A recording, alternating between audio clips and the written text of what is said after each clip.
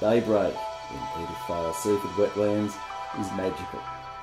Wading birds, birds of prey, and even grazing kangaroos can be seen feeding in this protected area.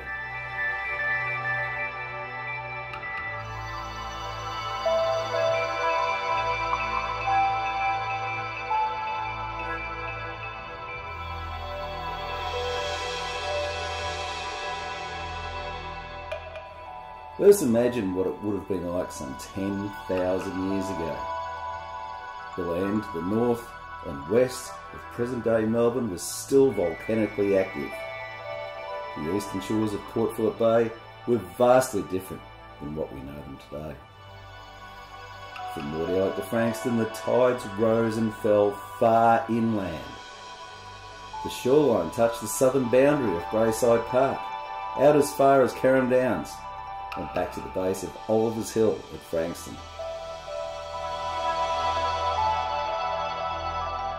A thick layer of shells can still be found underlying most of this area.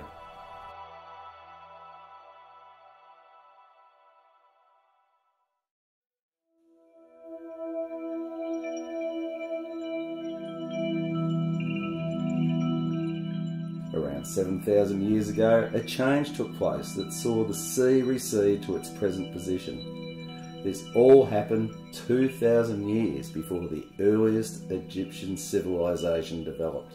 Slowly, the great Carrum Carrum swamp was forming.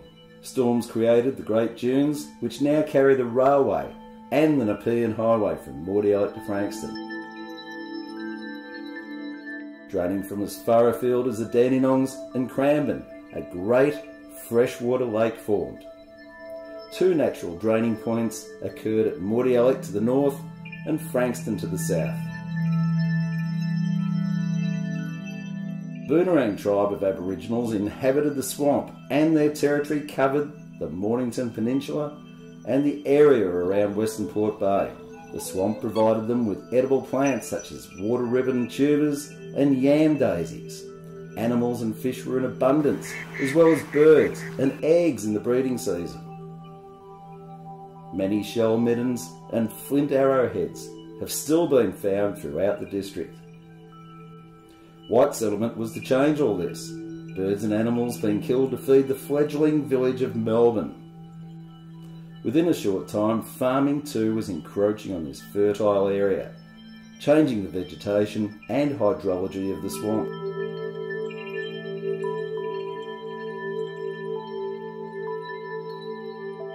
In 1873, a small cut through the dunes was carried out to drain the deeper sections.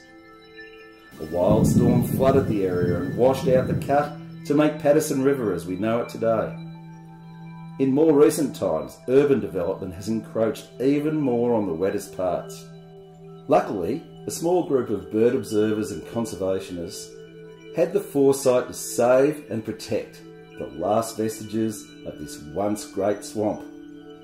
The Carrum Carrum swamp once covered over 4,000 hectares. The remaining protected wetlands encompass just 240 hectares.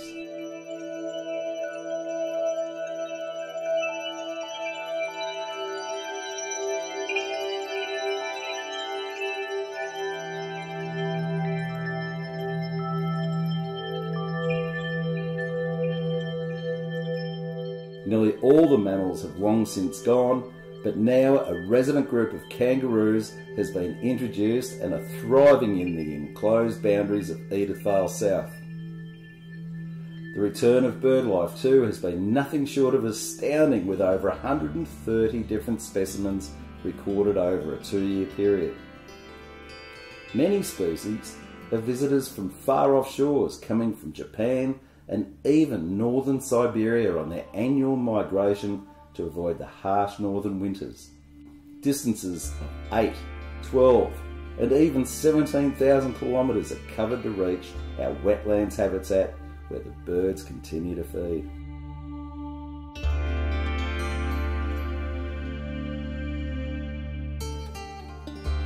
The Ramsar Convention on Wetlands of International Importance especially as waterfowl habitat is an international treaty for the conservation and sustainable use of wetlands. The Ramsar Convention was signed in Ramsar, in Iran, on the 2nd of February 1971.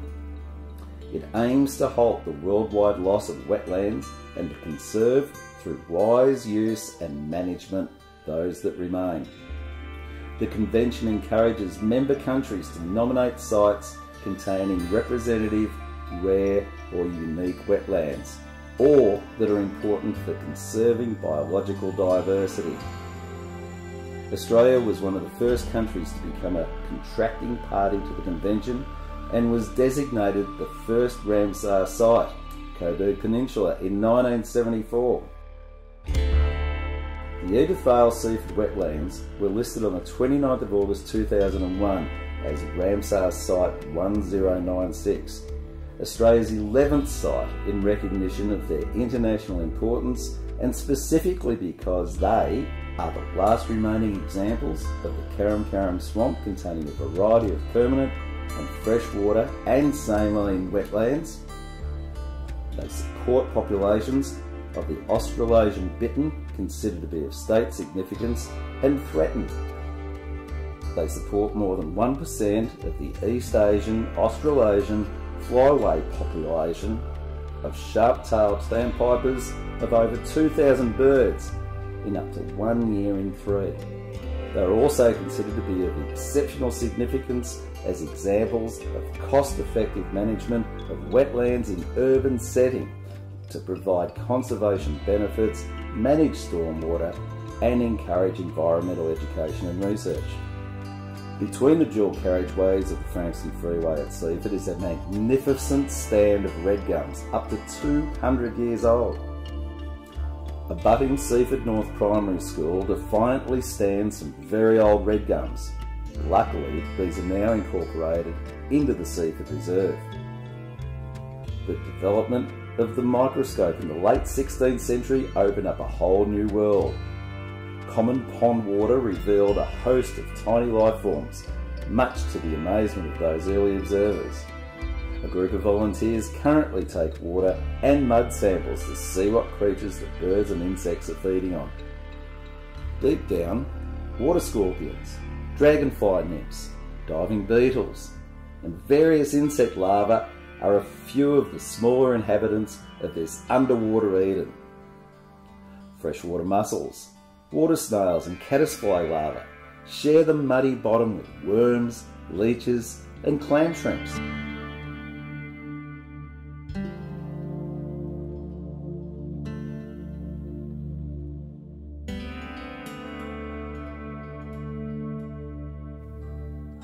Curly pondweed, water milfoil, duckweed, hornwort, swamp lilies and ribbonweed are just some of the aquatic plants that inhabit this wetland environment. By providing oxygen, food and shelter, these plants form a vital link in the food chain, which in turn supports our wonderful diverse bird population. Most of us associate the Edithvale Seaford Wetlands with water birds, and rightly so. The area offers 3 completely different environments. The brackish waters at Seaford with its meadow and wetland surrounds, shallow lagoons and mudflats at Edithvale South, while Edithvale North offers deep freshwater lagoons. As we know, each species largely has its own requirements. Crakes, swamp hens and coots inhabit the reeds and surrounds, feeding on water plants, seeds and aquatic insects. Waders such as terns, sandpipers and plovers found feeding on the mudflats at the water's edge.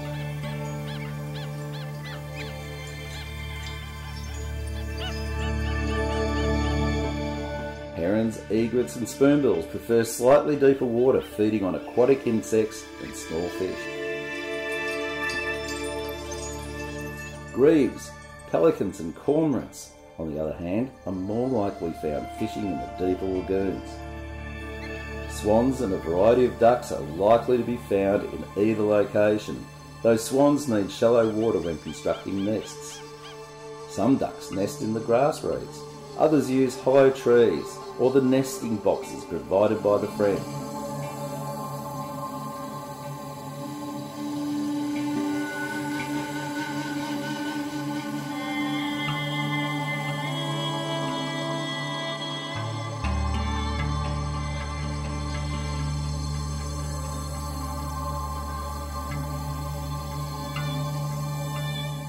The foreshore at Seaford is a good example of the original tea tree and banksia scrub that originally covered the sandy dunes.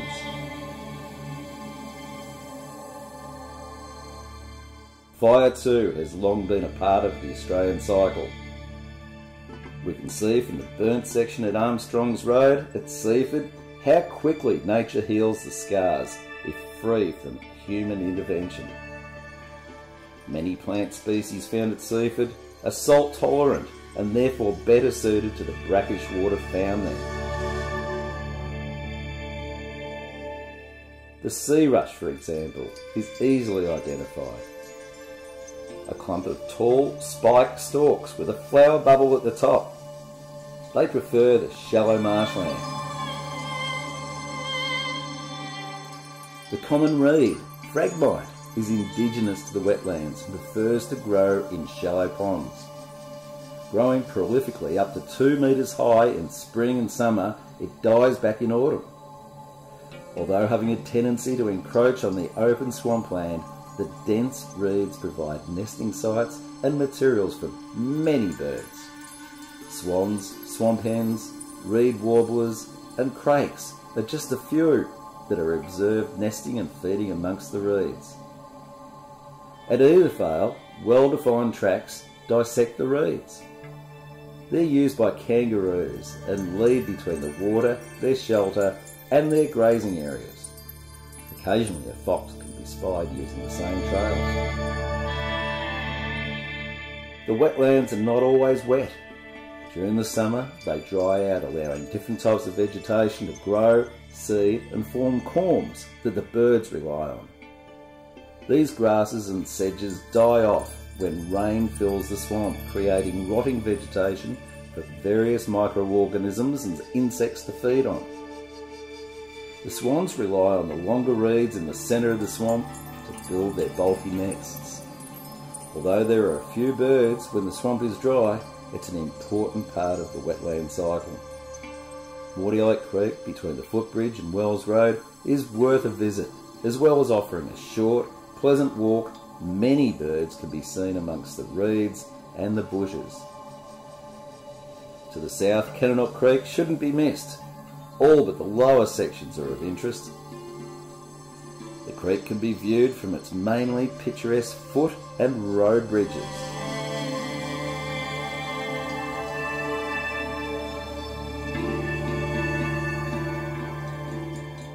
Melbourne Water and St Leonard's College, both near Paterson River, have recreated a wetland environment and installed nest boxes.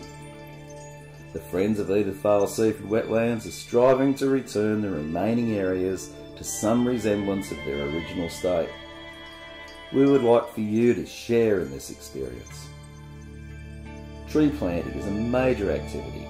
As they grow, native birds will again be attracted to the flowers, seeds, insects and shelter they provide. Our members also give the time to open the Edithvale Hide throughout the breeding season for public viewing. Over the 15 months since the Hide reopened on the 3rd of August in 2016 to when it closed due to the water drying up on the 3rd of November 2018, there were 4,813 names signed into our visitors book. Although few of us are experts, we're exceedingly keen and willing to share information about the wetlands and their inhabitants.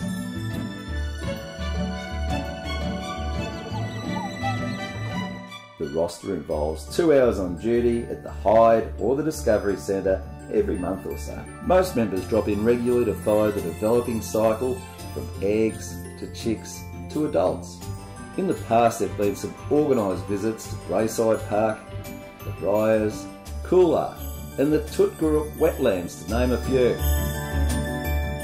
FESWI takes every opportunity to mount displays at libraries, community events or festivals, and visit many schools during the year to talk about the wetlands. Groups and schools are welcome to book a special visit to the Hyde or organise a kangaroo walk around Edithvale. We have a great website and Facebook page and lots of information about both Seaford and Edithvale wetlands. Working together we can achieve great things, but we need your help. Join the Friends of Edithvale Seaford Wetlands to receive the satisfaction of saving the wetlands for our future generations.